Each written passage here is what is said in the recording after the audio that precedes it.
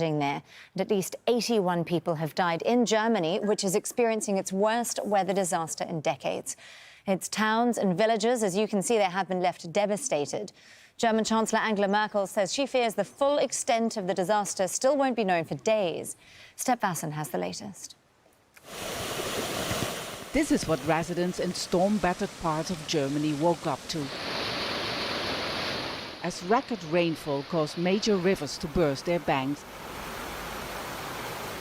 A view from the air showing the full extent of the devastation. In the states of Rhineland-Palatinate and North Rhine-Westphalia, oh my God! Cars were tossed around like toys in the rising waters. Oh no! Homes and businesses washed away. As the flooding in some areas recedes, the death toll rises, with several people still missing. Rescue efforts are on the way to bring the stranded to safety. In villages cut off by floodwater and landslides, helicopters pluck people from their rooftops. What you see here now is worse than after a bombing raid, and this is guaranteed to take 10 years. The people are all broke, the businesses have been hurt, so it's just horrible now. On a visit to the United States, the German Chancellor promised to do everything possible to help. These are terrible days for people in flooded areas. My thoughts are with you, and you can trust that all forces of our government, federal, regional and community, will do everything in difficult conditions to save lives, alleviate dangers and relieve distress. Over the border in neighbouring Belgium, floodwaters ripped through villages, submerging homes. Around midnight, I heard a scary noise. I looked through the window and I saw that there was a torrent of water, at least 50 to 60 centimeters deep. And in the Netherlands, several care homes were evacuated, with some local residents driven by tractor to safety. People here have really been taken by surprise. They've never seen so much water inundating their cities and driving them away from their homes. Extreme wet weather has been paralyzing large parts of this border region here between Belgium, Germany and the Netherlands. More torrential rain is forecast, and with it, fears of further devastation. It's been called a once-in-a-generation flood, and it isn't over yet. And Step Vassen also sent us this update just a short time ago from Bonn in Germany. The extent of the damage, as Angela Merkel has said, can't be known in days from now. And that became very clear to me last night when I was driving around for hours in North Rhine-Westphalia, where communication lines are completely cut off. There's no phone, there's no internet, and also many roads are blocked. So people are basically locked up in that area. You could see the extent of the damage there. A visibly very strong current of water has damaged houses, has damaged roads, has damaged shops. Everything was closed. People were really looking for food and some water to drink. So supplies are running short pretty quickly. And as you can actually really feel when you talk to people there, they were very much caught by surprise by this immense amount of water. People here are questioning, where did all this water come from? Once in 100 years, rainfall has affected this area, and Germany is going through an election campaign right now. So climate change suddenly is on top of this agenda. Of course, it's not clear how the effect is of climate change, but there are experts who are saying that because of hot weather, more rain can fall very suddenly. And a lot of people now start to believe, yeah, this is definitely the impact of climate change. But of course, the first concern now is to save people who are still stuck and cut off from communication. Rescue workers are all very active in the area, but some regions have not been reached yet. Well, meanwhile, floods and landslides have killed at least 6 people in northeastern Turkey, too.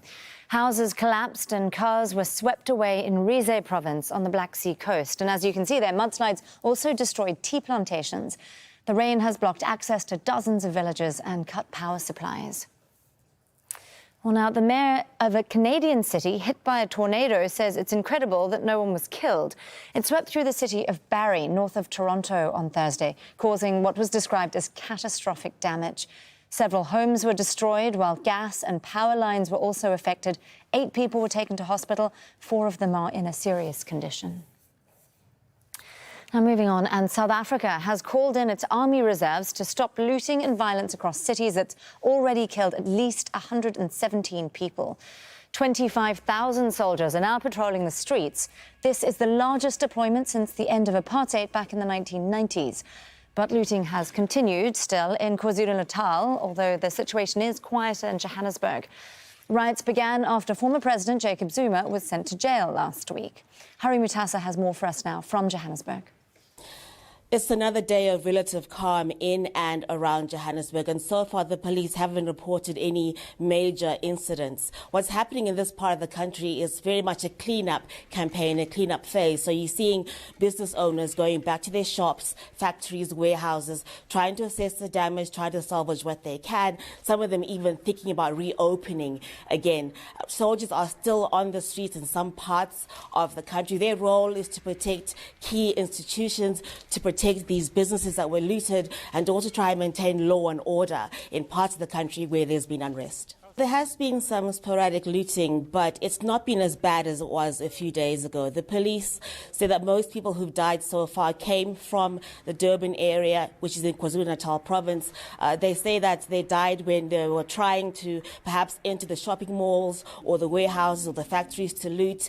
There were too many people. Some fell, they got trampled on.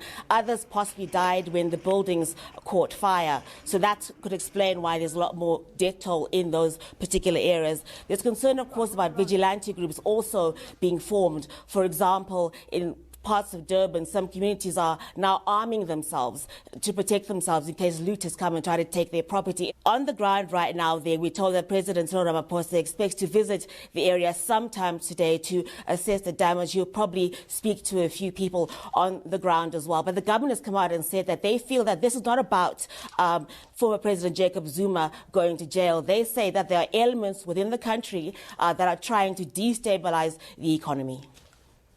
Well, Lebanon's political and economic crisis has deepened after its prime minister-designate quit after a cabinet deadlock. Saad Hariri's suggestion for a cabinet has been rejected by the president. Zaina Khola reports now from Beirut. A long political struggle has just become more difficult to resolve. Lebanon's prime minister-designate Saad al-Hariri, who has been locked in a 9-month power struggle with President Michel Aoun, has failed to form his fourth government.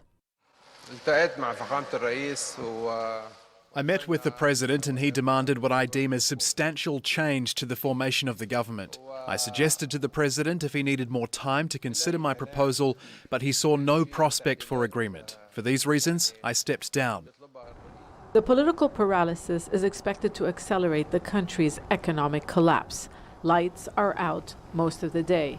The cash-strapped state barely has money to buy fuel, and there is a shortage of medicine, making life a daily struggle as more Lebanese are pushed into poverty. The local currency, which already lost 95% of its value in recent months, has depreciated further in the hours following Hariri's announcement. Lebanon needs a government to put in place an economic recovery plan, but that government has to be able and willing to carry out reforms in state institutions. That's the condition set by the international community, which is refusing to issue blank checks after decades of corruption. But there's also the regional dynamic. Lebanon is entangled in the power struggle between mainly Shia Iran and Saudi Arabia, which used to be an influential player here and a financial supporter to the mainly Sunni Muslim pro-Western camp. It too has stepped aside. Saudi Arabia is deeply concerned about the growing power and role of Hezbollah in the Lebanese political arrangement. It would look forward for any kind of solution that will curtail Hezbollah's role in the country. The anger among Lebanon's Sunnis spilled onto the streets. They have long complained their power as a community is being taken away, and any attempt to name a new prime minister without the support of the Sunni leadership headed by Hariri won't solve the crisis. The previous prime minister was chosen by the president and his Muslim Shia allies.